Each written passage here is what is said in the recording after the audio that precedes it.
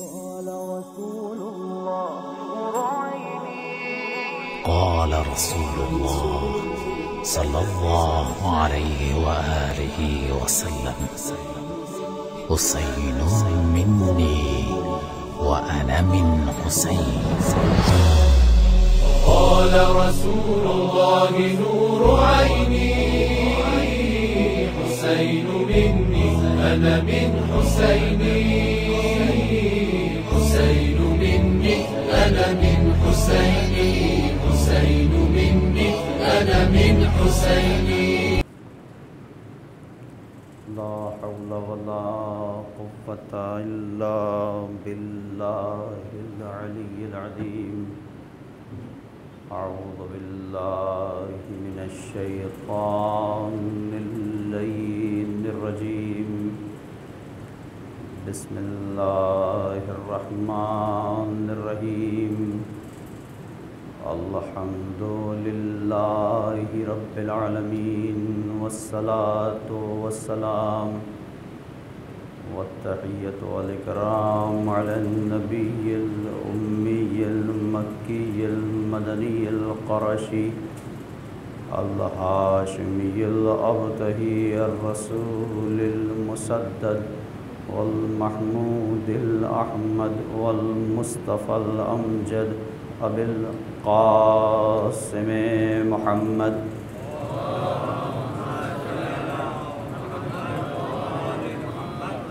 وعلى آله الطيبين الطاهرين المعصومين المظلومين، لا سيما بقية الله الأعظم في الأرضين، ولعنة الله على أعدائهم أجمعين من ليلنا هذا إلى قيام يوم الدين. أما بعد، فقد قال أبو عبد الله الحسين عليه الصلاة والسلام: بسم الله الرحمن الرحيم. ألا ترون أن الحق لا يعمل به وأن الباطل لا يتناهى عنه ليرغب المؤمن في لقاء ربه حقا حقا، فإني لا أرى الموت إلا سعادة والحياة مع الظالمين إلا برما. الصلوات.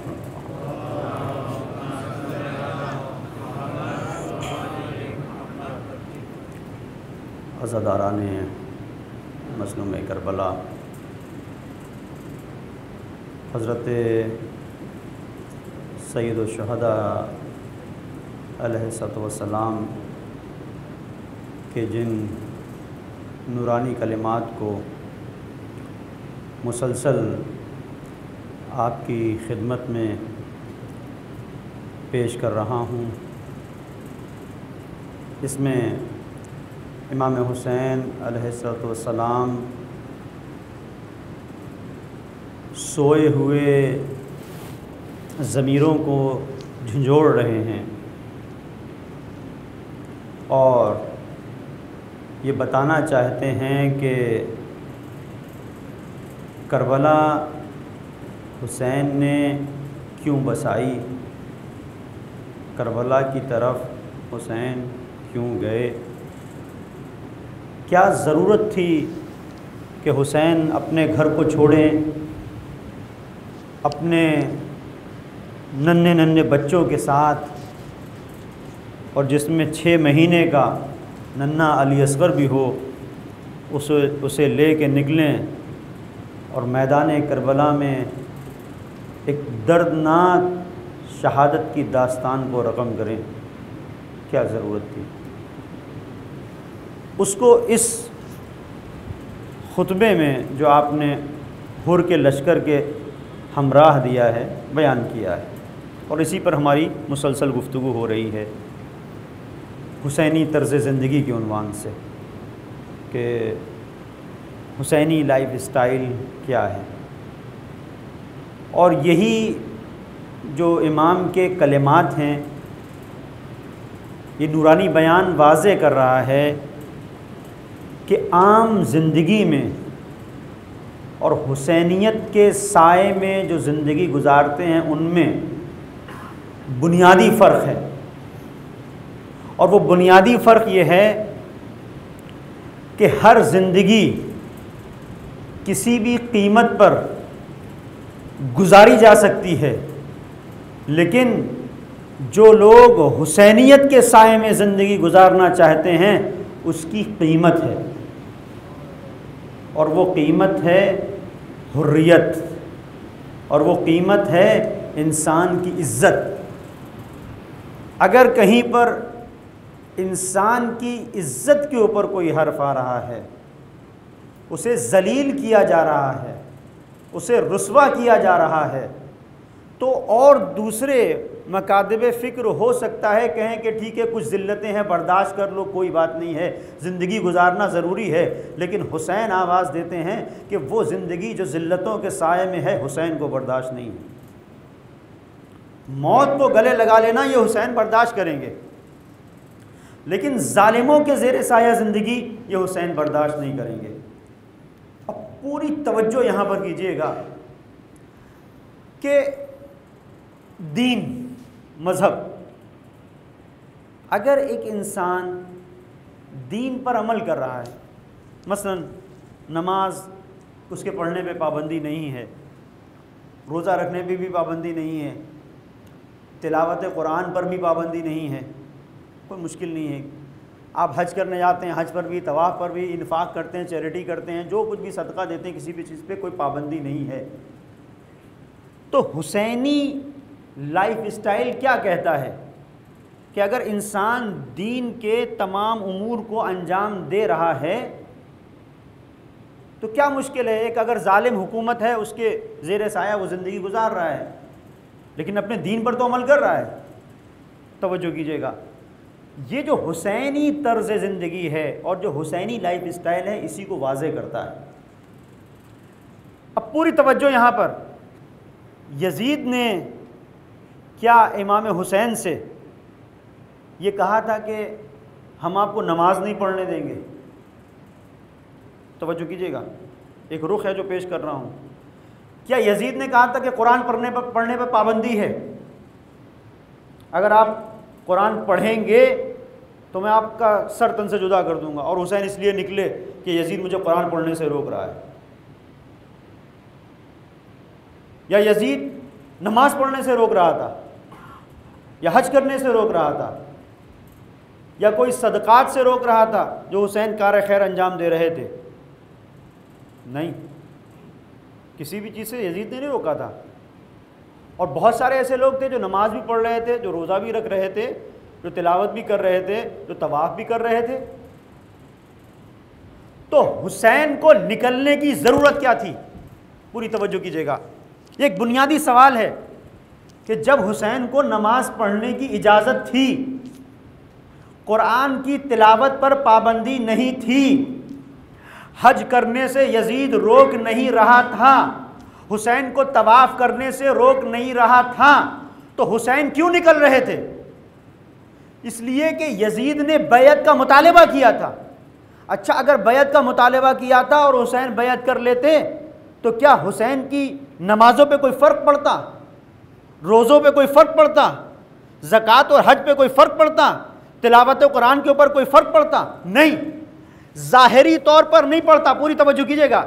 लेकिन इमाम हुसैन अलैहिस्सलाम इन्हीं कलिमात में बता रहे हैं कि अला तरौना अन्नल हक़्क़ ला युअमल बिह व अन्नल बातिला ला युतनाहा अन लियरग़बल मुअमिनु फ़ी लिक़ाइ रब्बिही हक़्क़न हक़्क़ा फ़इन्नी ला अरल मौत इल्ला सआदा वल हयात मअज़्ज़ालिमीन इल्ला बरमा। ये हुसैन ऐलान कर रहे हैं कि मेरे लिए मज़हब के किसी अम्र को अंजाम देने पर पाबंदी नहीं थी, लेकिन मुश्किल ये थी कि मेरी जो नमाजें थीं, मेरे जो रोज़ा था, मैं जितने भी मनासिक थे इबादतों के, ये सारी इबादतें ऐसी सूरत में अंजाम पा रही थी कि हक़ पर अमल नहीं हो रहा था, बातिल से नहीं रोका जा रहा था। और हुसैन उस नमाज को नमाज नहीं मानते कि जो इंसान सर को मालिक के आगे झुकाए और झुकाने के बाद उसके वजूद के अंदर वो मिजाज ना पैदा हो कि सजदा करने के बाद किसी जालिम की आंखों में आंखें डाल के कह सके तुम गलत रास्ते पे चल रहे हो। फिर फायदा क्या है सजदे का? फिर तो ये लकलक़े ज़बानी है, एक ज़बानी तौर पर, जहां पर तुम जुल्म की मुखालिफत न कर सको, जहां पर किसी जालिम के खिलाफ कुछ बोल न सको, जहां पर समाज और माशरे में पनपते हुए जुल्म के खिलाफ तुम खामोश रहो, तो ऐसी नमाजों का कोई फ़ायदा नहीं है। पढ़ो या ना पढ़ो, तवज्जो कीजिएगा, बहुत सख्त मंजिल है और इसको एक बहुत ही खूबसूरत अंदाज में एक स्कॉलर ने बयान किया है कि असल मंजिल हमारी यह है कि हम इमामत को पहचानें और मारिफत इमाम हासिल करें। पूरी तवज्जो कीजिएगा। तो दूसरा मरहला है, आपकी खिदमत में जो अर्ज़ कर रहा हूँ कि इमामत को पहचानें। अगर हमारे वजूद के अंदर मारिफत इमाम नहीं है, वजूद के अंदर अगर मारिफत इमाम नहीं है तो कोई फ़र्क नहीं करता कि आप अमीर शाम के महल का तवाफ़ कर रहे हैं या काबे का कर रहे हैं। बहुत संगीन बात है, थोड़ा गौर कीजिएगा इस पे और पूरी तवज्जो कि कोई फ़र्क नहीं करता कि आप काबे का तवाफ़ कर रहे हैं कि अमीर शाम के महल का तवाफ़ कर रहे हैं, कोई फ़र्क नहीं करता। फ़र्क कहाँ पे करता है? जहां आप अपने इमाम वक्त के साथ हैं, जहां आप अपने इमाम वक्त के साथ हैं वहां पे फ़र्क करता है। और इसीलिए आप देखें कि वो लोग कि जो काबे का तवाफ़ कर रहे थे, मैंने वाक़े हर्रा की तरफ इशारा किया था, अगर आपके जहनों में है तो फिर क्या हुआ, किस तरह से हज़ारों लोगों का, 11,000 से ज़्यादा लोगों को मदीने में कत्लेआम हुआ उनका, किस तरह से जिना हुई, किस तरह से नाजायज़ औलादें हुई इसी मदीने में। तो वो लोग जो इबादतें कर रहे थे, उनकी इबादतें न उनको बचा सकी, न जुल्म जो हो रहा था उससे उन्हें बचा सकी। लेकिन इमाम हुसैन अलैहिस्सलाम के साथ जो 72 निकले तो उन्होंने शहादत पेश की और इस शहादत के ज़रिए से उन्होंने अपने आप को भी हमेशा के लिए बचाया। पूरी तवज्जो, हमेशा के लिए जिंदा हो गए वो। आप देखें कि कितने ऐसे लोग हैं जो वाक़े हर्रा में और इमाम हुसैन अलैहिस्सलाम की शहादत के बाद मारे गए हैं और मजलूमाना अंदाज में जुल्म हुआ है उन पर, लेकिन तारीख़ उन्हें नहीं पेश करती, नहीं बयान करती, कहाँ हैं, कोई उनका नाम नहीं जानता। लेकिन हुसैन के साथ जो जानिसार थे, हर साल उनकी याद मनाई जाती है। क्यों मनाई जाती है? ये सिर्फ वो नहीं थे जो इबादत करने वाले थे, नहीं, इबादत करने के साथ साथ इनके वजूद के अंदर मारिफत इमामत पाई जाती थी। और ये एक बड़ी मंजिल है जो काबिल गौर है कि जब निज़ाम जुल्म के साए में हुसैन जीना बर्दाश्त न करें तो हुसैनियों तुम्हें भी एहसास होना चाहिए कि ठीक है, दुनिया में बाज़ जगहों पर ऐसा है, मसाइल हैं, मजबूरियां हैं, आप हुकूमतों को तब्दील नहीं कर सकते, लेकिन जहां आप रह रहे हैं उस दायरे में कि जहां पर आप अपनी बात कर सकते हैं, जिस ट्रस्ट के अंदर आप हैं, जिस जमात के अंदर आप हैं, कम से कम उस दायरे में, उस मोहल्ले में, उस सोसाइटी में, उस माशरे में जुल्म के खिलाफ आवाज़ तो उठा सकते हैं। और ये हुसैनी लाइफ स्टाइल है जो हमसे मुतालबा करता है कि जुल्म के खिलाफ अगर तुम बोल नहीं सकते तो कोई फ़ायदा नहीं है। अगर इंसान नमाज रोज़ा सब कुछ कर रहा है, इसके इबादतों का जो एक मरहला होता है, इंसान की रूह को ये निखारती हैं और उसके अंदर, इंसान के वजूद के अंदर वो ताकत पैदा होती है कि इंसान हक़ को बातिल में फ़ैसला करता है। ये कौन सी इबादत है कि नमाज भी पढ़ रहा है इंसान, हक़ को बातिल में कोई, सब हक़ है, सब हक़ पर हैं, या बातिल पर अमल हो रहा है, उसे कोई फ़र्क नहीं करता। ये हुसैनी लाइफ स्टाइल नहीं है, ये हुसैनी तर्ज ज़िंदगी नहीं है। इस पर गौर करने की ज़रूरत है। हुसैन आवाज़ देना, अला तरौना अन्नल हक़्क़ ला युअमल बिह। हुसैन निकल रहे हैं इसलिए, हुसैन को कोई नमाज रोज़े से नहीं रोक रहा था, ज़कात और हज से नहीं रोक रहा था। मसला ये था कि यजीद जैसा हाकिम था और हुसैन को पता था कि जब निज़ाम हुकूमत यजीदी हो जाए तो नमाजें अपना असर खो देती हैं, रोज़ों में असर नहीं रहता। रोज़े होते हैं, बेजान होते हैं, रूह नहीं होती। नमाजों की रूह का नाम हुसैनियत है, सजदों की रूह को हुसैन कहते हैं। तो मारिफत जहां पैदा हो जाए, अब अजीजों इसी मंजिल पर जब मारिफत इमाम शर्त है हर एक इबादत के लिए, तो पूरी तवज्जो कीजिएगा, असर गैबत में जब हमारे इमाम नहीं हैं, हमारे इमाम हैं, हमारी नज़रों से ओझल हैं, पर्दा हमारी आंखों पे पड़ा हुआ है, वरना जो इस दौर में भी अपने आप को मानवी तौर पर निखार लेते हैं, संवार लेते हैं, इमाम उनकी मदद करते हैं। न जाने कितने ऐसे लोग हैं कि इमाम उनको रास्ता दिखाते हैं, उनकी हिदायत करते हैं, ये हमारे गुनाह, मुझ जैसे इंसान के गुनाह हायल हो जाते हैं। तो ऐसी सूरत में अब एक सवाल कायम होता है, और वो सवाल ये है कि जब मारिफत इमाम ही इंसान को ऊपर लेके आती है, ये मारिफत इंसान को जब ऊपर लेके आती है और इस मारिफत के बगैर सब कुछ बेकार है, तो असरे गैबत में जब हमारा इमाम हमारी नज़रों के सामने नहीं है तो हम किसकी बात को सुने? पूरी तवज्जो कीजिएगा, किसकी तरफ रुजू करें? इमाम ने उसके लिए हमें हल दिया है, वो अम्मा मिनल फुक़हा साइनन लिनफ्से। अब अदीदो ये एक मंजिल है, मुतीअन लिअम्र मौला मुखालिफन लिहवा वलिल अवामि अन युक़ल्लिदूहु।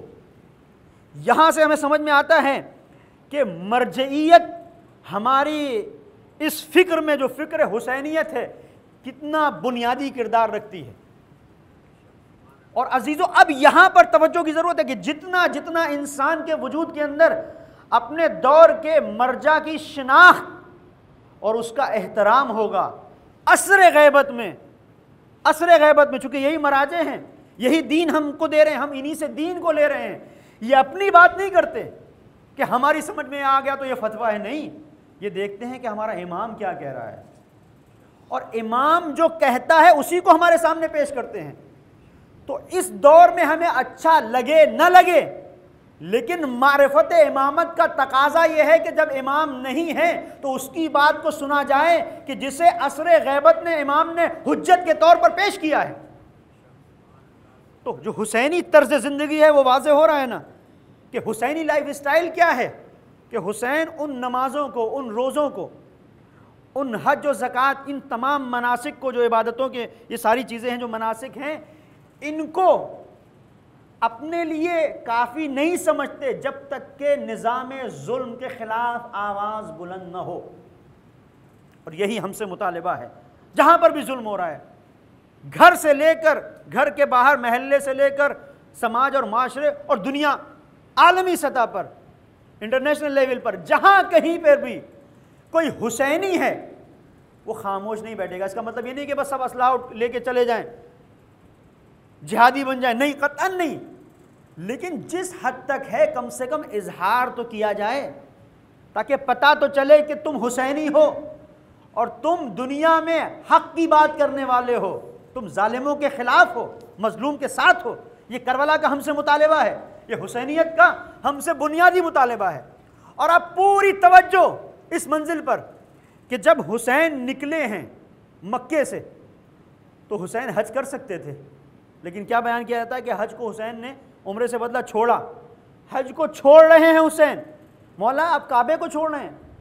काबा हुसैन के लिए कितनी अहमियत रखता है, किसी के लिए रखता हो न रखता हो, हुसैन मानवी एतबार से खाने खुदा से भी वाकिफ़ हैं और हुसैन की यादें भी वाबस्ता हैं, इसलिए कि हर एक इंसान अपने बाप दादा की जाए विलादत जहाँ पे वो पैदा होते हैं उनसे उनसीयत रखता है। हुसैन के बाबा की जाए विलादत है काबा। तो खुदा का घर एक मंजिल, खुदा के घर के अलावा हुसैन के बाबा की जाए पैदाइश, दो चीज़ें, एक गहरा ताल्लुक, उस ताल्लुक के बावजूद काबे को छोड़ रहे हैं हुसैन। पूरी तवज्जो, इस ताल्लुक के बावजूद काबे को छोड़ रहे हैं। क्यों? कहा मैं बताना चाहता हूं कि हुसैनी लाइफ स्टाइल क्या है, हुसैनी तर्ज जिंदगी क्या है, उसे समझने की जरूरत है। लोग नाम लिया करते हैं खुदा का, कुरान का, काबे का, यानी हुसैन बताना यह चाहते हैं कि हुसैन काम पर यकीन रखते हैं, नाम पर यकीन नहीं रखते। पूरी तवज्जो कीजिएगा, जो नाम लेने वाले हैं उनमें और जो काम के हैं उनमें हुसैन ने एक फर्क पैदा कर दिया। कहा देखो, जो हुसैन को छोड़कर काबे का तवाफ करे, जो हुसैन को छोड़कर तिलावत कुरान करे, जो हुसैन को छोड़कर नमाजें पढ़े, जो हुसैन को छोड़कर सजदे करे, उसको समझ लेना ये सजदे ज़बानी हैं, ये सिर्फ नाम के हैं। ये काबे का तवाफ सिर्फ ज़बानी है, सिर्फ नाम का है। हकीकी तवाफ तो वहां पर है कि जहां इंसान का बदन और जिस्म हुसैन के साथ हो, इंसान की रूह काबे का तवाफ कर रही हो।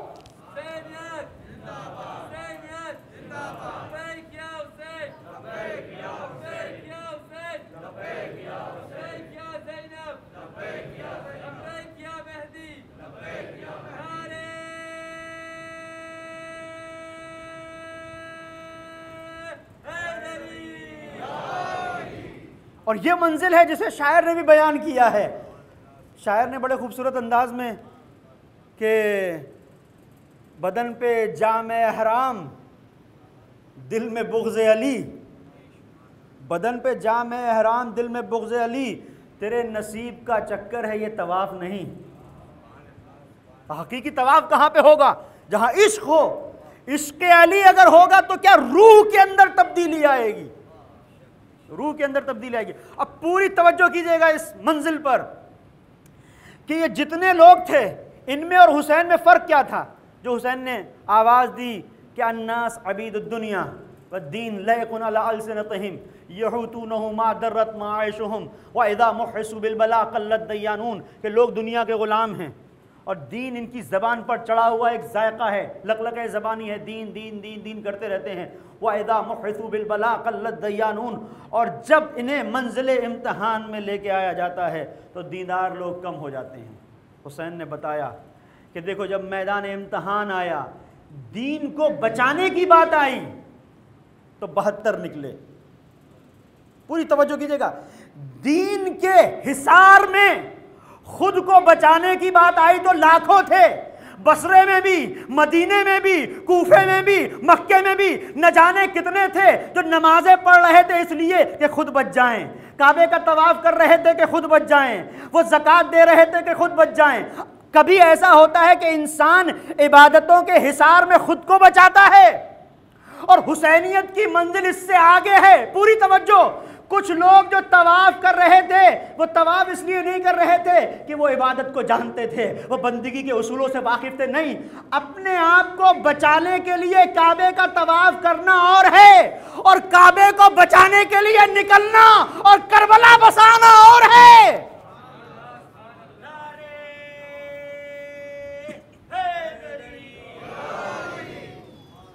अब मंजिल ये थी कि कुछ लोग हज के साए में हज को सिपर बना के खुद को बचा रहे थे। हुसैन ने हकीकत बंदगी, हुसैनी लाइफ स्टाइल को हमारे सामने रखा कि हुसैनी तर्ज जिंदगी ये है कि खुद को बचाने के लिए हज नहीं करूंगा, हज को छोड़ूंगा हज को बचाने के लिए।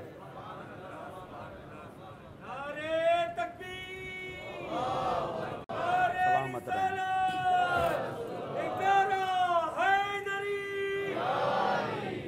सलामत रहे। हुसैन ने हज को छोड़ा और हज को बचाया। ये मंजिल है कि हज को छोड़ा, काबे को छोड़ा और काबे को बचाया।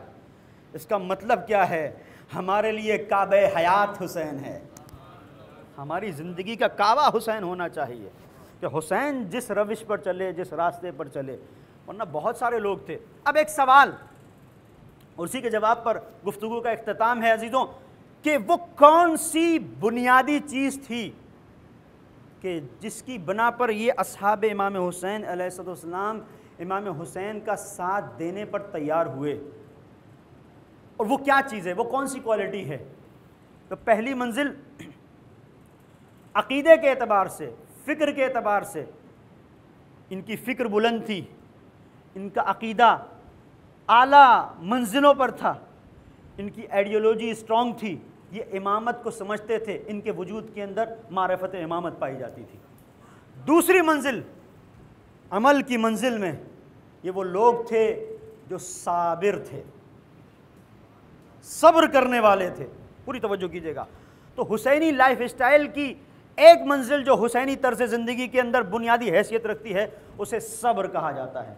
वल अस्र इन्नल इंसान लफ़ी खुस्र इल्लल्लज़ीना आमनू व अमिलुस सालिहात व तवासौ बिल हक़्क़ि व तवासौ बिस सब्र।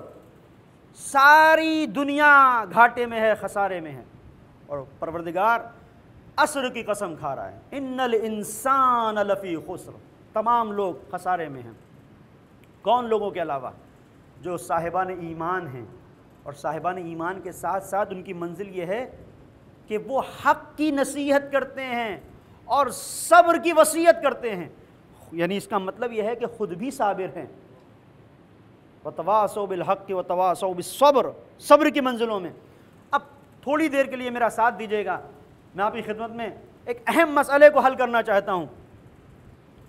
रिवायत के जुमले हैं कि अगर एक इंसान ये देखना चाहता है कि खुदा उसके साथ है कि नहीं दुनिया और आखिरत में, तो देखे कि उसके वजूद के अंदर सब्र पाया जाता है कि नहीं। सलासुन मन कुन्ना फीहे जमा अल्लाह ताला खैरत दुनिया वल आखिरा। तीन चीज़ें वो हैं कि अगर इंसान के वजूद के अंदर ये तीन चीज़ें आ जाएं तो दुनिया और आखिरत की खैर का वो मालिक हो जाता है। पहली चीज़ अर्रज़ा बिल क़दा, अल्लाह के फ़ैसले पर राज़ी होना। वस्सब्रु इंदल बला, दूसरी मंजिल बला और मुसीबत में सब्र करना। तीसरी मंजिल वद्दुआ इंद शिद्दति वर्रखा, जब इंसान मसाइब और मुश्किलात का शिकार हो जाए तो मायूस न हो बल्कि अपने हाथों को रब की बारगाह में उठा दे दुआ के लिए। तो ये तीन चीज़ें वो हैं कि जिनकी बुनियाद के ऊपर इंसान को खैर दुनिया और आखिरत मिलता है। इनमें से एक चीज़ जिसे मौला ने सब्र के तौर पर बयान किया है, सब्र। एक और जगह पर बयान होता है ला यस्तकमिलु मोमिन, एक मोमिन का ईमान कामिल नहीं होता और वो हकीकत उबूदियत की तरफ नहीं आता है मगर कब? पहली मंजिल अत्तफ़क़्क़ुह फ़िद्दीन, दीन के अंदर गहरा शऊर, गहरी समझ, जब उसे दीन का शऊर हो जाता है तो इस मंजिल पर उसका ईमान कामिल होता है और वो हकीकत उबूदियत, हकीकत बंदगी से आशना होता है। किस मकाम पर? कि जब दीन को गहराई से समझे, तफ़क़्क़ुह फ़िद्दीन। दूसरा वह तक़दीर फ़िल मईशा, अपनी ज़िंदगी को बेहतर तौर पर लेके चलना, अपनी इकोनॉमी को, अपने इक़्तिसाद को, अपने ख़र्च को एक अच्छे अंदाज से लेके चलना। अल्लाह ने दिया है तो देने का मतलब ये नहीं कि उसको उड़ाया जाए, अगर नहीं दिया है तो नहीं देने का मतलब ये नहीं कि हर एक के सामने हाथ फैला दिया जाए। वह तक़दीर फ़िल मईशा का बेहतरीन तर्जुमा जो हमारे यहाँ किया जाता है हिंदुस्तान और पाकिस्तान में उर्दू ज़बान में, कि जितनी चादर हो उतने पैर फैलाए जाएँ। पता चला कि बहुत कुछ कर लिया, उसके बाद कर्ज़ में सारी ज़िंदगी डूब गई। परवरदिगार ने नहीं कहा है, बल्कि कहा है कि कर्ज़ लेना, देने वाले से कहा तुम दो, लेकिन लेने वाले से कहा जितना हो सके इग्नोर करो, जहाँ तक चल सकता है काम चलाओ। तक़दीर फ़िल मईशा। तीसरी मंजिल व सब्र इंदल मुसीबा, सब्र मुसीबत के वक्त। ये वो चीज़ है जो इंसान के वजूद को निखारती है। अब सब्र की जब आप तारीफ़ देखेंगे रिवायात में तो सब्र तीन मकामात पर है। इंदल मुसीबा, जब मुसीबत पड़े तो सब्र। फित्ताआ, अल्लाह की इताअत में सब्र। सब्र का मतलब होता है लुगत में हब्सुन नफ्स, इंसान अपने नफ्स को रोकता है। इताअत की मंजिल जब आती है तो शैतान बहकाता है, शैतान कहता है नहीं, सुबह का वक्त है, थोड़ा अभी आराम करो, सुकून लो, ये तो यही तो मीठी नींद तो इसी वक्त आती है, अगर उठ जाओगे तो सारा दिन तुम्हारा बेकार जाएगा, सोते रहो। ये मंजिल, ये शैतान ये कहता है। सब्र इंसान से कहता है नहीं, अपने नफ्स को रोकना है, उठना है नमाज के लिए, ये सब्र है, ये ताअत की मंजिल में है। और इंदल मासिया, शैतान किसी गुनाह की मंजिल पर, कोई बात नहीं है, एक जामी तो है, क्या है इसके अंदर, बहुत सारा तुम सॉफ्ट ड्रिंक पीते हो, बहुत सारा पानी और ये सारी चीज़ें, सब चीज़ के अंदर तो मिलावट है दुनिया में, ये भी एक कोई ऐसी मिली हुई कोई चीज़ है, कोई बात नहीं है, थोड़ा सा पी लो, ये मंजिल है। इंसान अपने आप को रोके, इसे सब्र कहते हैं। फिर इस सब्र की जज़ा क्या है? इस सब्र की जज़ा ये होती है कि इंसान की रूह आमादा होती है अपने ज़माने के इमाम की मदद के लिए। अपने ज़माने के इमाम की मदद के लिए पूरी तवज्जो कीजिएगा अजीज़ों, बहुत अजीब मंजिल है। इतना अहम है ये सब्र, इतना अहम है कि हमें कहाँ से कहाँ पहुँचा देता है। ख़ास तौर पर आप रिवायत को देखें कि जब बहिश्त में, जन्नत में, हर एक जगह पे, जैसे आप यहाँ से किसी शहर में दूसरे शहर में जाते हैं तो चेक पॉइंट होते हैं, पुलिस कहीं पर चेक कर रही होती है कि भाई शराब तो नहीं पी हुई है, कहीं पे कुछ होता है, कहीं पे आपका ड्राइविंग लाइसेंस, कभी कहीं देखते हैं भाई गाड़ी के पूरे कागजात हैं कि नहीं, ये सब होता है। क्यों? इसलिए कि ये बंदा जो जा रहा है ये कोई मुजरिम तो नहीं है, कोई भागा हुआ इंसान तो नहीं। चेक करते हैं, चेक करते हैं, आपने जो डॉक्यूमेंट्स दिया उन्होंने लिया, देखा, चेक किया कि जाइए आगे बढ़ जाइए, अगर सब कुछ सही है आगे बढ़ा। इसी तरीके से, पूरी तवज्जो कीजिएगा, इसी तरीके से क्या है कि बहिश्त में, जन्नत में मुख्तलिफ चेक पोस्ट हैं। एक मंजिल पर हक़्क़ुन्नास की चेक पोस्ट है, वहाँ पूछा जा रहा है, भाई लाइन लगी हुई है लंबी चौड़ी कि तुमने कितना लोगों के हुकूक़ की रियायत की और कितना लोगों को सताया, कितना परेशान किया, लाओ जवाब दो, इधर आओ जवाब दो। अब इंसान सब जब तक क्लियर करेगा अच्छा खासा वक्त जाता है। कोई एक मंजिल है, वहाँ पर माँ बाप के बारे में सवाल हो रहा है, तुमने क्या हुकूक़ को उनके अदा किया था कि नहीं। एक और मंजिल है नमाज के बारे में, एक और मंजिल है ज़कात, हज, सदका, सब ये मंजिलें हैं। हर एक मंजिल पर एक चेक पॉइंट है, वहाँ पे आपसे सवाल हो रहा है क्या, और नामे अमाल वहाँ पे तो ये भी नहीं है कि कुछ गलती हो जाए, आपको याद हो ना हो, वहाँ पे आपके सामने लाके रख दिया जाएगा, ये सब आप ही का है, देख के हैरत करेंगे ये भी मैंने किया था। ओहो, इंसान परेशान, क्या करे क्या ना करे। जिस तरह इस दुनिया में, पूरी तवज्जो कीजिएगा, इस दुनिया में चेक पॉइंट होती है, लेकिन फ़र्ज़ करें इसी में मसलन तंजानिया का कोई प्रेसिडेंट किसी जगह से गुजर रहा है, अब वो चेक पॉइंट पे जो पुलिस और वो जो खड़े हैं सिक्योरिटी के गार्ड, क्या उनकी इतनी हिम्मत है कि उसको रोके कि भाई, जबकि उस पर लगा हुआ है नेम प्लेट, आगे पीछे सब लोग जा रहे हैं, पता है कि सदर है, कोई ऐसा अहमक कोई है जो कहे कि नहीं आप भी चेकिंग, आपकी भी चेकिंग होगी, आप भी बताइए कि शराब तो नहीं पी हुई है। कहेंगे ये तो बड़ी हिमाकत की बात है, ऐसा नहीं हो सकता। अजीज़ों, पूरी तवज्जो, सिर्फ बहिश्त में दो ऐसे मकामात हैं कि जहां पर आप पहुंचे तो आपसे कुछ पूछा नहीं जाएगा, कहा जाएगा जाइए। एक मंजिल, मंजिल बाबुल हुसैन, सिर्फ आपको बाबे हुसैन तक पहुंचाना है। और जब आप इस बाब पे आ गए, अब मैं किसी वक्त पे और अर्ज करूंगा चूंकि मेरा मौजू तब्दील हो जाएगा, इससे किसी और, तो बाबे हुसैन से आप निकल जाएं। दूसरी मंजिल कि जहां से निकलने के बाद जब मलाइक आएंगे और देखेंगे कि भाई ये तो कुछ लोग सब चेक पोस्ट पे लगे हुए थे, चेक पॉइंट था, सब चेक किया जा रहा था, ये कहां से कुछ लोग निकल के आ गए, हमने तो चेकिंग बराबर की थी। वो दूसरे से पूछेगा कि भाई तुमने इनको छोड़ा है कि नहीं, ये कहां से आए। तो कुछ लोग होंगे वहां पर, उनसे पूछा जाएगा कि तुम कहां से आए। रिवायत के जुमले हैं यतीरूना इलल जन्ना, वो इन तमाम चेक पॉइंट से उड़ के पहुंचेंगे। तो उनसे पूछा जाएगा तुम कैसे पहुंचे, तो कहेंगे हम दुनिया में सब्र करने वाले थे। महसूस कीजिएगा, हम दुनिया में सब्र करने वाले थे। ये सब्र की अहमियत है, ये सब्र की मंजिल है। और सब्र हुसैनी तर्ज जिंदगी में बुनियादी पिलर सब्र। इमाम मोहम्मद तकी अलैहिस्सलाम, सलावत पढ़े मोहम्मद।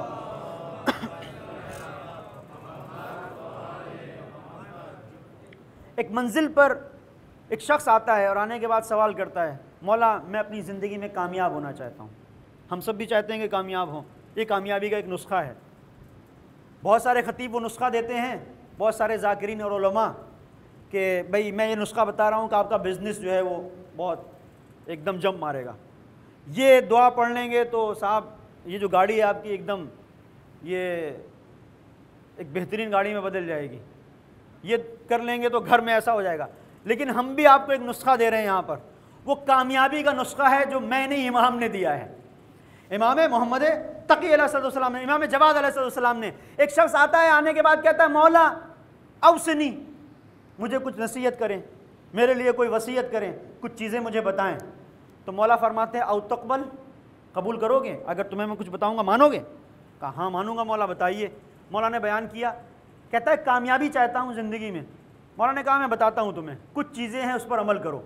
जो मौला ने वहाँ बताया वो नुस्खा वहाँ का नहीं है, हर एक जो भी इस पर अमल करेगा वो कामयाब होगा। अब देखें आप, मौला ने बयान फरमाया पहली चीज़ तो अस्सद सब्र, सब्र को अपना तकिया बना लो, पहली मंजिल। तो अस्सद सब्र व अतनक़िल फ़क्र, फ़कीरी से गले लग जाओ। फ़क्र व फाका, जब कभी कभी ऐसा हो तुम्हारे पास पैसे ना हो, मुसीबतों में हो, गिरफ्तारी में हो, तो ये ना देखो कि क्या हो रहा है, ये कहो कि ठीक है परवरदिगार मैं तेरी रज़ा पे राज़ी हूँ। फ़कीरी को गले से लगा लो। वरफ़दिस शहवात, शहवतों को तर्क कर दो। व खालिफिल हवा, हवाए नफसानी की मुखालफत करो। और आखिरी चीज़ मौला ने कही, वअलम अन्नका, और ये समझ लो कि जहां पर भी तुम जा रहे हो खुदा तुम्हें देख रहा है। वअलम अन्नका लन तखलू मिन ऐनिल्लाह फंजुर कैफ तरा।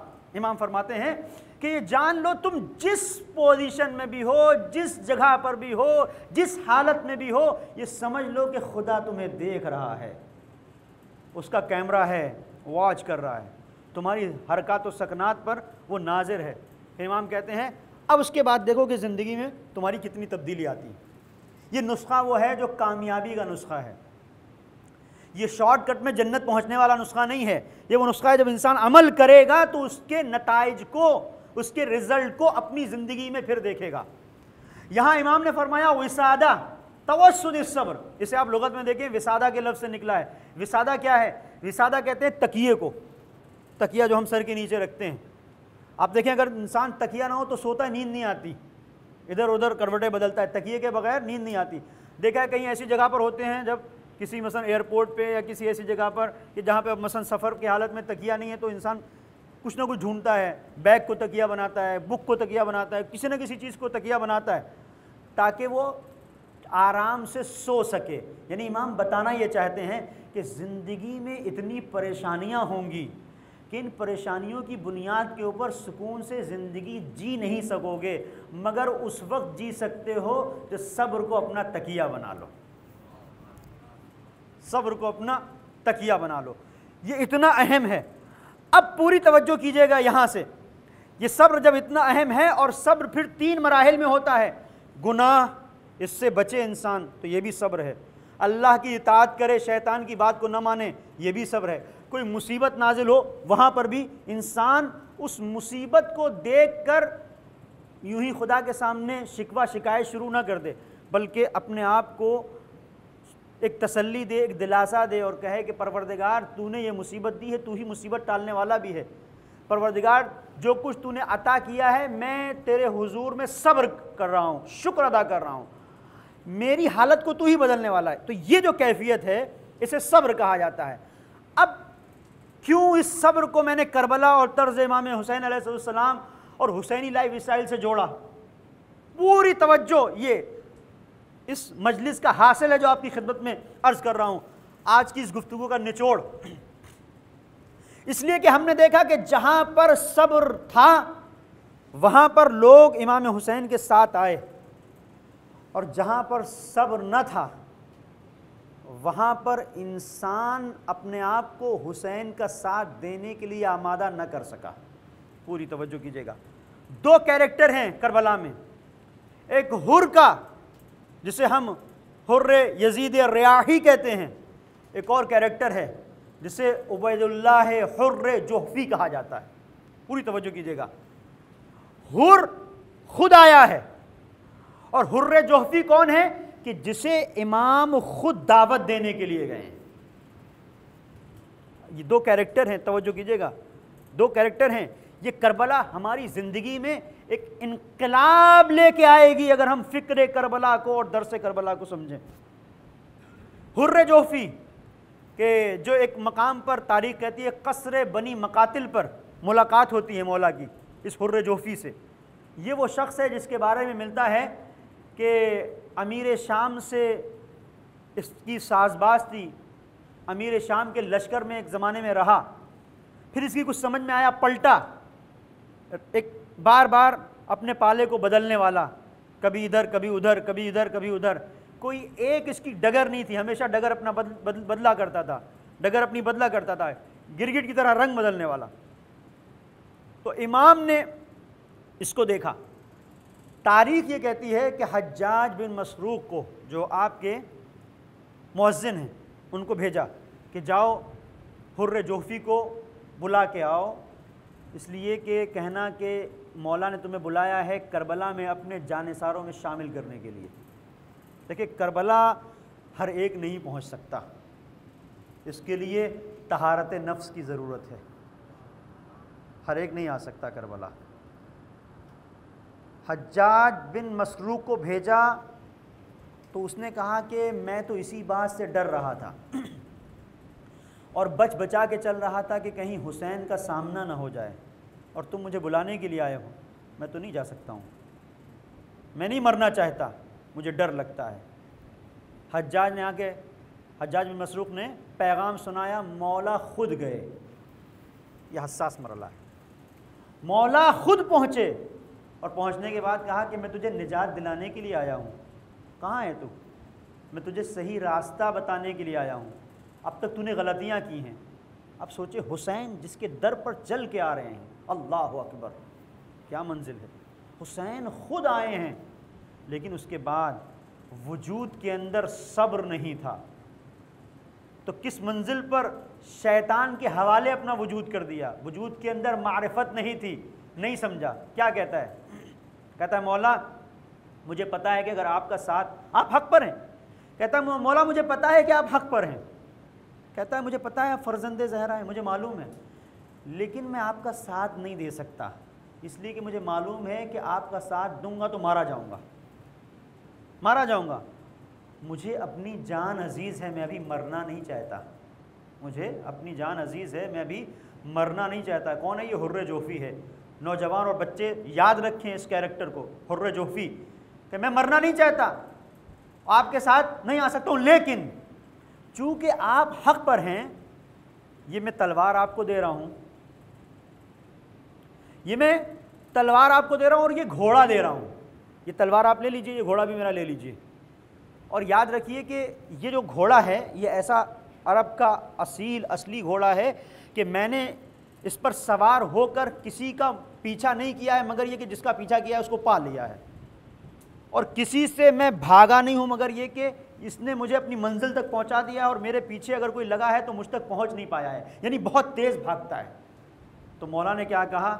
न मुझे तेरी तलवार की ज़रूरत है, न तेरे घोड़े की ज़रूरत है। मा कुन्तो मुत्तखिदल मुदल्लीना अददा, सूरह कहफ की 51 नंबर की आयत इमाम ने, कि हम गुमराहों से हिमायत और नुसरत नहीं लिया करते। तो कीजिएगा, गुमराहों से हम नुसरत नहीं लिया करते। तुम करबला में हमारा साथ अगर नहीं दे सकते हो, हमारी फ़िक्र के साथ तुम्हारी फ़िक्र अगर मेल नहीं खाती है, तो हमें तुम्हारे घोड़े से कोई लेना देना नहीं है, हमें तुम्हारी तलवार नहीं चाहिए, हमें तुम्हारा साथ चाहिए, इसलिए कि हम तुम्हें निजात दिलाना चाहते हैं। तुम्हारी निजात हमारी हमराही में है, तुम्हारी। अब बहुत मुख्तसर अंदाज में मैं समेट रहा हूँ, ये जो शख्सियत है जो हुसैन के साथ ना आई, इसका अंजाम क्या हुआ? हुर्र जोहफ़ी, इसका अंजाम क्या हुआ? इसे देखें कि बाद शहादत इमाम हुसैन, बाद शहादत इमाम हुसैन जब इसे पता चला है तो आता है, मौला की कब्र पर आता है, मज़ार पे आता है, रोज़े पे पहुंचता है, गिरिया करता है, अशआर कहे हैं कि मेरा सीना घुट रहा है, मैंने बहुत गलत किया कि आपका साथ नहीं दिया, रो रहा है, मौला के रोज़े पर आकर रो रहा है। और उसके बाद यही शख्स जब जनाब मुख्तार ने क़याम किया है तो जनाब मुख्तार के हमरा हो जाता है, क़याम में जनाब मुख्तार के हमरा हो जाता है कि कातिलीन हुसैन से बदला लेना है। और उसके बाद इतना दुनिया परस्त है कि फिर बदलता है, और जब जनाब इब्राहीम बिन मालिक अश्तर के साथ एक जगह पर है, इब्न ज़ियाद से मुकाबले के लिए निकलता है, तो जब गनाइम की तकसीम हो रही है तो उस मंजिल पर कहता है कि मुझे कम दिया, और ये सारे मसाइल, यहाँ से बगावत करता है, मुख्तार के ख़िलाफ़ हो जाता है। किसके साथ जाता है? ज़ुबैरियों के, मुसअब बिन ज़ुबैर के साथ जाता है, मुख्तार के ख़िलाफ़ अटैक करता है। आपने अगर मुख्तारनामा देखा होगा तो एक किरदार मिलेगा इब्न हुर का, कि जो फिर चोरी उचक्का और ये सारे कामों में मशगूल है, चोरी करता है और एक बदमाश इंसान हो गया है, पहले साथ है बाद में बदल जाता है। उसके बाद सिर्फ इतना ही नहीं, एक मंजिल वो आती है कि मुसअब के साथ भी वफा नहीं करता, और जब मुसअब के साथ वफा नहीं करता है तो एक मकाम वो आता है कि लश्कर को जमा करता है, और लश्कर को जमा करने के बाद मुसअब बिन ज़ुबैर के ख़िलाफ़ आवाज़ बुलंद करता है, और मुसअब इसे जब अपने लिए ख़तरा समझता है तो इसका मुकाबला करता है। पूरी तवज्जो कीजिएगा, इसका मुकाबला करता है, भागते भागते भागते भागते फ़ुरात पे पहुंचता है।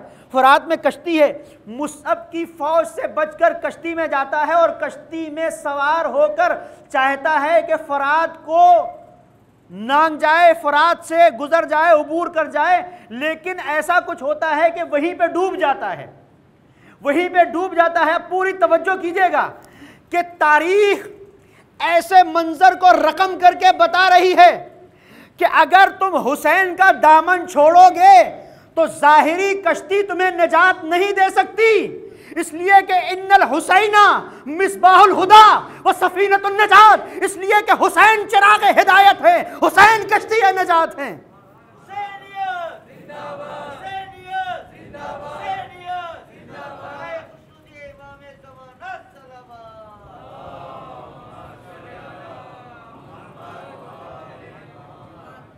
हुसैनियत की कश्ती को छोड़ोगे तो निजात नहीं है। अब मैं अपने चाहने वालों से, अपने दोस्तों से, अपने अजीज़ों से, अज़ादारान मज़लूम करबला से बहुत माजरत के साथ अपने आप को खिताब करते हुए यहाँ पर ब्रैकेट में बस एक बात कह रहा हूँ कि मैं जो हुसैन की ज़ियारत के लिए जाता हूँ, बहुत सख्त मंजिल है अजीज़ों, मैं खुद अपने आप से कह रहा हूँ, मैं जो हुसैन की ज़ियारत के लिए जाता हूँ, मेरी आंखों से आंसू भी रवा होते हैं, मेरा दिल भी तड़पता है, मैं रोता भी हूँ, मैं पानी भी तकसीम करता हूँ, और मैं वहाँ पर जाकर मौला से अहद व पैमान भी करता हूँ। इसमें, इस ज़ियारत में जो मैं करता हूँ और उस ज़ियारत में जो हुर जोहफ़ी, जो इब्ने हुर ने की, जिसे हुर्र जोहफ़ी कहा जाता है, वो भी आया था। मैंने आपकी खिदमत में अर्ज़ किया, आया था ज़ियारत करने, कब्र की ज़ियारत करने आया था, उसके भी आंखों से आंसू गिर रहे थे। वो भी कह रहा था कि मौला मैंने गलती की, मैं भी जाके कहता हूँ मौला मैंने गुनाह किए। ये मैं वहाँ पर जाकर यही अंदाज होता है। लेकिन कहाँ से ये पता चले कि हमारी ये ज़ियारत वो ज़ियारत है जो जाबिर इब्ने अब्दुल्लाह अंसारी की ज़ियारत है, हुर्र जोहफ़ी की ज़ियारत नहीं है? ये कहाँ से पता चले? तो अजीज़ों, ये वहाँ से पता चलेगा कि जहाँ पर हम ज़ियारत करने के साथ साथ हम ये आवाज़ दें, ए अबा अब्दुल्लाह अल हुसैन, हम आपकी खिदमत में आए हैं तो ये इस मंजिल पर गुनाहों का बार लेके आए हैं, लेकिन जब जा रहे हैं तो हम अपने आप को पाकीज़ा करके जा रहे हैं। अब यहाँ से मैं पलटूंगा तो ज़ाहिर हुसैन बन के पलटूंगा, जब ज़ाहिर हुसैन बन के पलटूंगा तो इस मंजिल पर के जहाँ आप पुकारेंगे वहाँ आऊँगा। ये नहीं कि आपकी राह में तबर्रुक दे दूंगा, आपकी राह में मजलिस कर दूंगा, आपकी राह में लोगों को बुला लूंगा, आपका सलाम पढ़ लूंगा, ज़ियारत आशूरा पढ़ लूंगा, आपकी ज़ियारत कर लूंगा, लोगों को ज़ियारत पे भेज दूंगा। नहीं, इससे बढ़कर मेरी मंजिल ये है। आप कहेंगे मेरी राह में बच्चों को कुर्बान करो तो कुर्बान करूंगा, आप कहेंगे अपने आप को कुर्बान करो तो कुर्बान करूंगा, आप कहेंगे सर कटाओ तो सर कटाऊंगा, आप कहेंगे घर लुटाओ तो घर लुटाऊंगा। ये वो मंजिल है कि जहां से हकीकी ज़ियारत का तसव्वुर सामने आता है। वरना यूं मेरी ज़ियारत हो सकता है मैं बहुत दूर से गया हूं और बहुत परेशानियों में गया हूं, लेकिन हो सकता है मेरी ज़ियारत वो ज़ियारत ना हो जो हबीब की ज़ियारत है, हो सकता है वो इब्ने हुर की ज़ियारत हो, और ये वहाँ पर होगी कि जहाँ दिल के अंदर हुब्ब दुनिया है, दिल में अगर मुकम्मल तौर पर हुसैन है तो फिर वो ज़ियारत होगी जिसे ज़ियारत हुसैनी कहा जाता है। बस अजीज़ों, आज यहीं पर अपनी गुफ्तगू को रोकते हुए, जब हम मैदान सब्र के मुजाहिदीन का और मैदान सब्र की अजीम शख्सियतों का जब हम एक मुताला करते हैं और नज़र डालते हैं, तो मैदान सब्र में एक अजीम शख्सियत है जिसे हसन मुश्तबा कहा जाता है। सोचे अजीज़ों, कितना बड़ा साबिर इमाम है, और क्या हुआ इमाम हसन के साथ कि एक इमाम है अजीज़ों, 72 जानिसार कैसे मिले मौला को, हुसैन को कैसे मिले कि मौला अगर नमाज पढ़ रहे हैं तो सईद और ज़ुहैर आगे तीरों को रोक रहे हैं, मौला अगर नमाज पढ़ना चाहते हैं, हबीब नमाज पढ़वा रहे हैं कि एक तीर मौला के ना लगे। और ये कैसे इमाम के चाहने वाले थे कि नुखैला में इमाम के, अजीब मंजिल है, इमाम के नीचे से जीन को खींच रहे हैं, जो इमाम के साथ हैं वही लोग इमाम के जानू पे खंजर को मार रहे हैं। और जब इमाम कहीं से गुजर जाते हैं, सुल्ह की है तो कहते हैं अस्सलामु अलैका या मुज़िल्लुल मोमिनीन, इमाम को कहते हैं जिल्लतों के इमाम, माज़अल्लाह। ये कितना साबिर इमाम था, जिसे हसन मुश्तबा कहा जाता है, अकेला, तन्हा। और तन्हाई का आलम देखें कि बाद शहादत भी जालिमों ने बख्शा नहीं है। शहादत के बाद ताबूत पर तीरों की बारिश, कितनी सख्त मंजिल है, लेकिन ये सब्र करने वाला ऐसा इमाम था कि जिसने देखा कि अगर मुझे अपने बाबा के जौहर शुजाअत दिखाने का मौका ना मिल सका और लोगों ने सुल्ह पर मुझे मजबूर कर दिया, तो सही मैं जौहर शुजाअत दिखाने के लिए अपने बेटे को करबला भेजूँगा। बस अजीज़ों, आपके गिरिए की आवाज़ें बुलंद हो गई। उस शहीद का मातम करना है जो सब्र व ज़ब्त की मंजिलों में इतने आली मकाम पे था कि जब उससे पूछा गया कैफ़ इंदकल मौत, तो आवाज़ दी अहला मिनल असल, मेरे लिए मौत शहद से ज़्यादा शीरीन है। तो जितनी शीरीन उतनी ही दर्दनाक शहादत। तारीख़ करबला में आप देखें, दर्दनाक तरीन शहादत जनाब कासिम इब्न हसन की। अजीज़ों, खुदा न करे कि कहीं कुछ ऐसा हो कि कोई बच्चा किसी सवारी के नीचे आ जाए, बहुत सख्त होता है और बहुत सख्त मंजिल वहाँ पर होती है। अजीज़ों, खुदा ना खास्ता कोई तेज़ी से दौड़ती हुई कार गुजर जाए और कोई बच्चा उसके नीचे आ जाए, 13-14 साल का मसलन, तो आप सोचें कितना सख्त है कि वो जान दे देना जितना सख्त है, उसके बाद जो पहली बार जाके उसे देखे उसका क्या आलम होता है। अजीज़ों, आपने देखा होगा हॉस्पिटल में किसी एक्सीडेंट में कोई मर जाए तो हर एक बर्दाश्त कर लेता है, कोई कुचल के अगर मरे तो हर एक बर्दाश्त कर लेता है, लेकिन माँ जब सामने आती है तो लोग बाजू पकड़ के खड़े हो जाते हैं और कोशिश ये होती है कि माँ की नजर न पड़े। अरे मैं कहूंगा हुसैन लेके तो कासिम को पहुंच गए, लेकिन माँ ने कैसे देखा होगा। जज़ाकुम रब्बुकुम खैरल जज़ा, खुदा किसी गम में न रुलाए सिवाय गम हुसैन। सन 50 हिजरी ज़हर दगा हसन को दिया गया और हसन मुश्तबा के वजूद के अंदर जहर असर कर रहा है। और ज़ैनब ने इस मंज़र को देखा है कि बहन अपने भाई के जिगर के टुकड़ों को तश्त में गिरता हुआ देख रही है। और उस मंजिल पर जहाँ पर बहुत सारे लोग हैं, एक 3 साल का बच्चा है जो अपने बाबा को देख रहा है कि बाबा के दहने मुबारक से लहू गिर रहा है, खून गिर रहा है, तश्त में जिगर के टुकड़े गिर रहे हैं। सोचो जी, तो नन्हा बच्चा जहन पर क्या नक्श हो रहा है।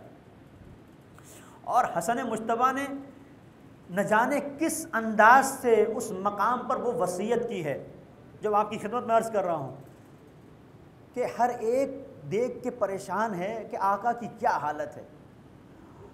उस मंजिल पर एक नन्हा बच्चा अपने बाबा को इस आलम में देख रहा है कि जिगर के टुकड़े तश्त में गिर रहे हैं।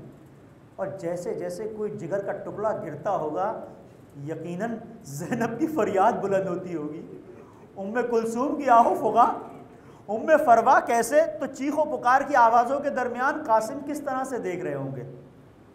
और उस मंजिल पर इमाम ने कासिम को अपने से करीब किया और अपने से करीब करने के बाद जो तारीख में वसीयत है, या वलदी कासिम इज़ा कान यौम आशूरा,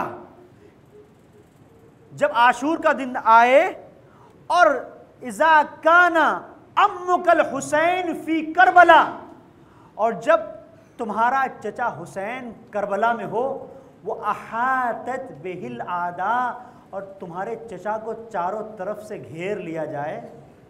अब जुमले सुनिएगा वसीयत के, फला ततरुकिल बिराज वल जिहाद लिआदाइल्लाह व आदाए रसूलिल्लाह।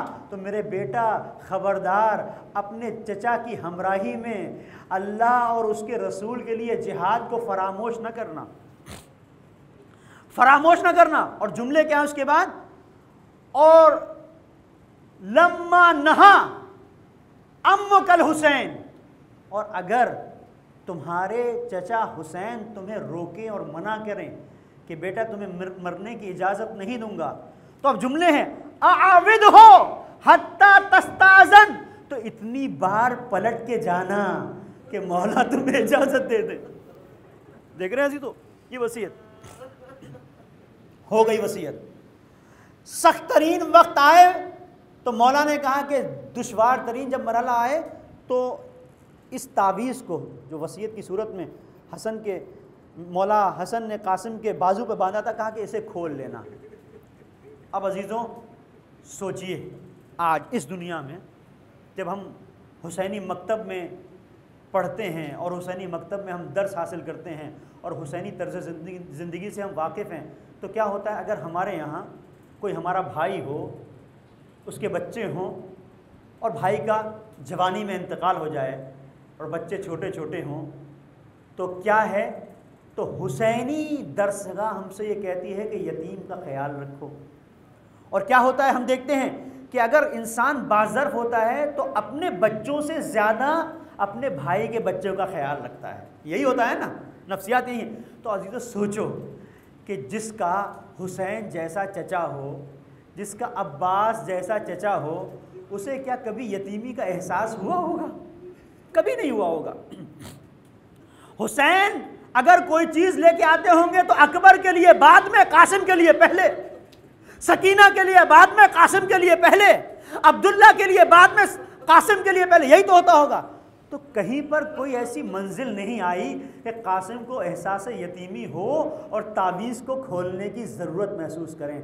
हाँ, एक मंजिल वो आई जब सुबह आशूर का सूरज नमूदार हुआ और कासिम अपने चचा की खिदमत में हाजिर हुए कि चचा मरने की इजाज़त दे दीजिए, लेकिन हुसैन इजाज़त नहीं देते। कासिम हाथों को जोड़े खड़े हैं कि इजाज़त दे दीजिए, हुसैन इजाज़त नहीं देते। और अजीब जुमले हैं, शहीद मुतहरी ने इसको लिखा है, आप एहसास करें कि कासिम ने क्या किया जब इजाज़त नहीं दे रहे हैं। सोचें अजीज़ों, एक बाप इस दुनिया से अगर रुखसत हो गया हो और चचा के पास एक बच्चा पहुँचे और चचा से कोई काम हो और तड़प के वो चचा के बाजू का बोसा ले, हाथों का बोसा ले और सीने का बोसा ले और कहे कि चचा फला मेरा काम है, मुझे जाने की इजाज़त दे दीजिए, तो चचा की कैफियत क्या होगी। अजीज़ों शहीद मुतहरी लिखते हैं, फलम यज़ल यतक़ब्बल हो यदई है वह कदमई है। कासिम बार बार कभी हाथों को चूमते थे, कभी कदमों को चूमते थे। कासिम ने अपने आप को हुसैन के कदमों पे गिरा दिया, ए चचा इजाज़त दे दो, ए चचा इजाज़त दे दो। एक ही जुमले थे कासिम के चचा बस मरने की इजाज़त दे दो, मक्तल से न रोको। क्यों? इसलिए कि कासिम महसूस कर रहे थे कि बाबा ने 3 साल के सिन में मुझसे वसीयत की थी, मुझे वसीयत को पूरा करना है। बाबा ने कहा था जब तुम्हारा चचा दुश्मनों में घिर जाए तो जिहाद से मुंह न मोड़ना। अब इससे बढ़कर और कौन सी जगह होगी, लेकिन एक मजबूरी थी कि हुसैन इजाजत नहीं देते। बार बार कासिम हाथों का बोसा लेते हैं, कदमों का बोसा लेते हैं, इजाज़त नहीं देते। एक मर्तबा जब देखा कि इजाज़त नहीं देते तो याद आया कि कोई ऐसा मरहला था जहां बाबा ने कुछ कहा था। फ़ौरन आए अम्मा के पास, सर को अपने जानुओं के दरमियान करके बैठ गए। माँ ने पूछा क्या हुआ? कहा चचा मरने की इजाज़त नहीं देते। बेटा कासिम बाजू से उस तावीज़ को खोलो और खोलने के बाद लेके जाओ। अजीज़ों ताबूत की ज़ियारत करेंगे आप, लेकिन जब ताबूत की ज़ियारत करेंगे तो कोई पामाल लाशा ना होगा।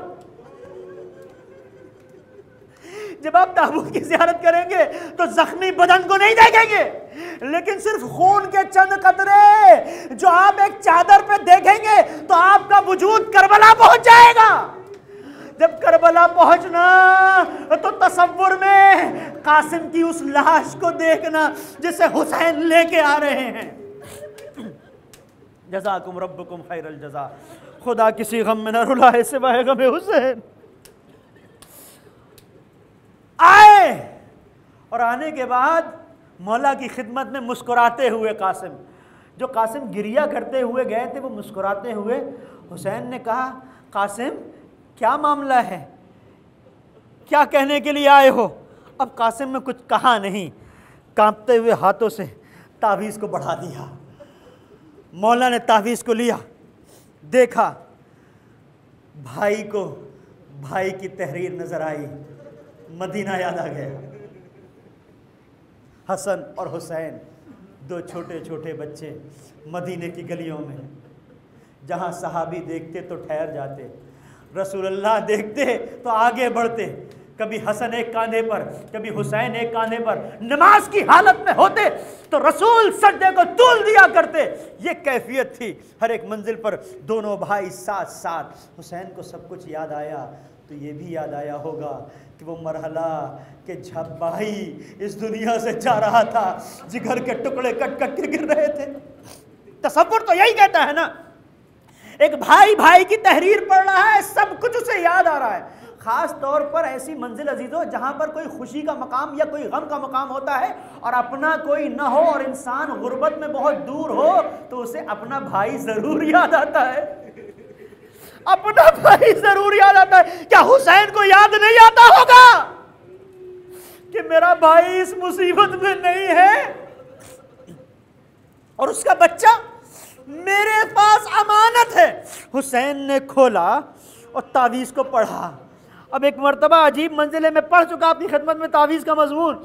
सिर्फ आपकी खिदमत में 2-3 जुमले और जहमत को ख़त्म कर रहा हूं कि जहां पर लिखा था, ए बेटा जब हुसैन करबला में घिर जाए, वह हातत बेहलादा, और दुश्मन उसे घेर ले, फला ततरुकिल बिराज वल जिहाद ले आदाइल्लाह, आदाए खुदा से, दुश्मनाने खुदा से, जिहाद से मुंह न मोड़ना।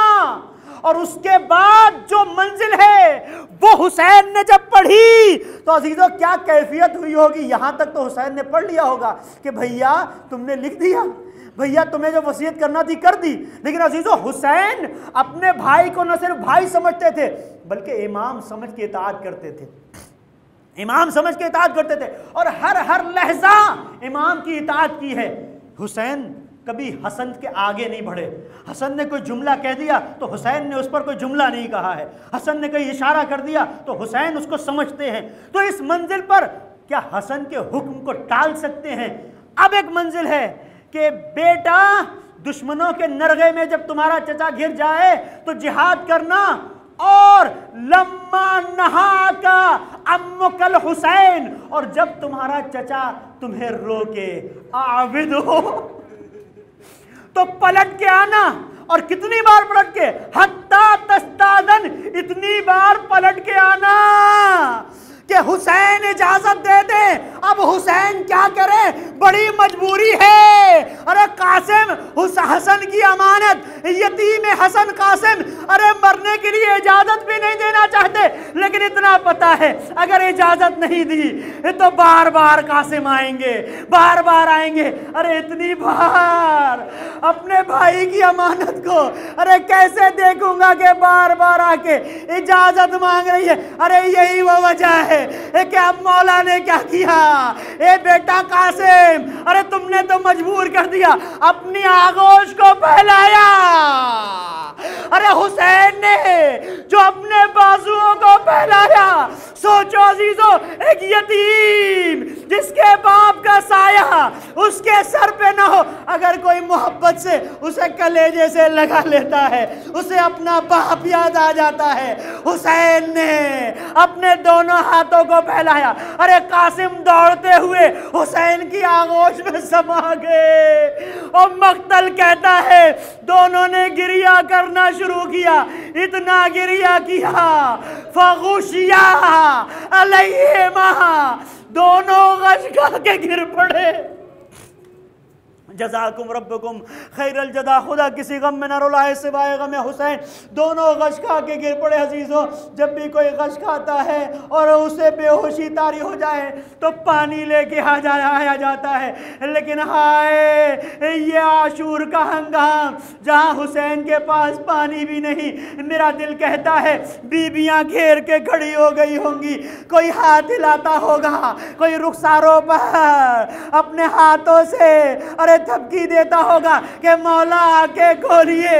ऐसी असना में शायद कुछ बीबियां हो कि जिन्होंने अपने आंसुओं के कतरों को दोनों के रुखसारों पे गिराया हो। एक मर्तबा हुसैन उठे, कासिम को अरे इफाका हुआ, अपने पास बुलाया। ए बहन ज़ैनब, अरे मेरे भाई का लिबास दो। ज़ैनब लिबास लेके आई, कासिम को लिबास पहनाया। अरे कुर्ता था। मक्तल कहता है हुसैन ने गिरेबान को चाक कर दिया। किसी ने कहा मौला ये गिरेबान क्यों चाक किया? कहा ये यतीमी की अलामत है, ताकि दुश्मन समझ ले कि कासिम यतीम है।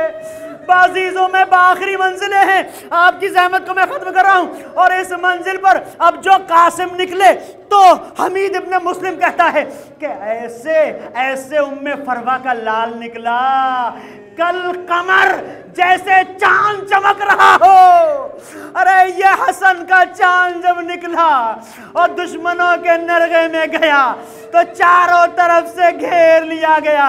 अरे कासिम के सर पे जालिम की तलवार, उधर से कासिम की आवाज, इधर से हुसैन दौड़े। और अजी तो मक्तल के अजीब जुमले हैं, हुसैन अकेले नहीं गए, कासिम की लाश को लेने के लिए अबुल फजल अब्बास को पुकारा। ए अब्बास चलो। सोचो अजीजों, जब हुसैन से लश्कर वाले इतना डरते हैं लश्कर अश्किया, तो अब्बास को देख के हैबत कितनी तारी हुई होगी। एक मर्तबा किस मंजिल पर पहुंचे, उस मकाम पे पहुंचे जब जालिम कासिम के सर को तन से जुदा करना चाहता है। एक मर्तबा आगे बढ़ के वार किया। अरे जालिम के हाथ कटे। जैसे ही हाथ कटे वो पुकारा, चिल्लाया, ए मेरी फौज वालों, अरे हुसैन के हमले से बचाओ। यहाँ तो हुसैन भी है, अब्बास भी है, अरे कोई बचाए। अब जो आलम ये हुआ बगज़ब हो गया। इधर के घोड़े उधर के घोड़े इधर। अब मुझे नहीं मालूम क्या हुआ, लेकिन मेरा दिल कहता है जब भी कोई टाप पड़ती थी एक आवाज दश्ते करबला में, चचा चचा चचा। और इधर के घोड़े उधर है। हुसैन देखते होंगे, ए मेरे लाल, ए मेरे लाल। अरे ये क्या हो गया? यही वजह है अजीजों। अब जो पहुंचे हुसैन का मरसिया, मैं ज़हमत को खत्म कर रहा हूं। दो जुमले अजीजों, हसन को पुरसा दो उनके यतीम का। दो जुमले। एक मर्तबा पहुंचे और पहुंचने के बाद जो मरसिया पढ़ा, इज़्ज़ुन अलैया अन तुजीबू, ए मेरे लाल, अन तदूनी फला तुजीबू, ए मेरे लाल, मेरे ऊपर बहुत सख्त है, तू अपने चचा को बुलाए। और हुसैन आवाज पर लब्बैक न कह सके। और जब पहुंचे तो उस वक्त पहुंचे कि जब कुछ न मदद कर सके। बाज़ीज़ों, हमीद इब्न मुस्लिम कहता है, आखिरी जुमला, मजलिस खत्म हो गई। हमीद इब्न मुस्लिम कहता है, मैं देख रहा था कि हुसैन कासिम की लाश पे पहुंच गए। अब मैं ये देख रहा था कि हुसैन करते क्या हैं, इसलिए कि मैंने देखा जब हुसैन अली अकबर कलियल जवां की लाश पे पहुंचे तो वज़ा खद्दहु अला खद्दे, हुसैन ने अपने रुखसारे को अली अकबर के रुखसारे पर रख दिया। अब मैं देख रहा था कि हुसैन क्या करेंगे, इसलिए कि कासिम की उस वक्त तक सांसें जारी थी जब घोड़े की टापों से अरे लाश पामाल हो रही थी। हाँ अजीजों, तो यही वजह है कि मुस्लिम कहता है, हमीद इब्न मुस्लिम, मैं देख रहा था कि हुसैन क्या करेंगे। हुसैन ने क्या किया, एक मर्तबा कासिम की लाश को उठाया, वदा सदरहू अला सदरे। अब ये मंजिल नहीं थी कि रुखसार को रुखसारे पे रखते, हाँ कासिम की लाश को उठा के अपने सीने से लगा लिया। बाजीज़ो मजलिस लेके आए। अब कोई माँ से पूछे, अब जो देखा होगा अरे किस तरह से बर्दाश्त किया होगा। एक कासिम, एक दाग तुम्हारे बाबा का कम न था, अब ये एक दाग और दे गए। सयअलमुल लज़ीना ज़लमू अय्यामुन यनक़लिबून इन्ना लिल्लाहि व इन्ना इलैहि राजिऊन। मातम हुसैन।